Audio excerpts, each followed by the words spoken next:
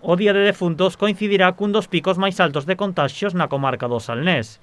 Para evitar a propagación, dende a Xunta xa mandaron aos concellos un protocolo de actuación recomendable para controlar os cemiterios. A preocupación é máxima entre os gobernos municipais e por iso ampliarán as medidas recomendadas. Os datos que temos polo de agora é que, claro, en xeral, non, en toda Galicia e na área sanitaria de Pontevedra Salnés, pois o número de casos están incrementándose. A ver, a verdade é que xa está moi enriba o Día de Defuntos, agardemos que a cousa pois se estabilice, pero bueno, non podemos ter esa certeza, non? Estamos preocupados e por eso imos extremar as medidas para que ese día se desenvolva con toda a seguridade posible.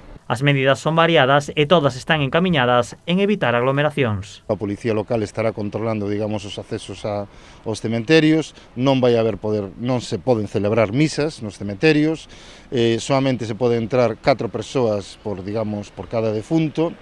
Ademais, obviamente teñen que entrar todos con máscara, manter a distancia de seguridade, e despois tamén pregamos que a xente maior vaya pola mañán, e o que se recomenda tamén dende a propia Xunta, e tamén que, digamos, se teñen que utilicen dende logo envases que traian eles mesmos dende a súa propia casa.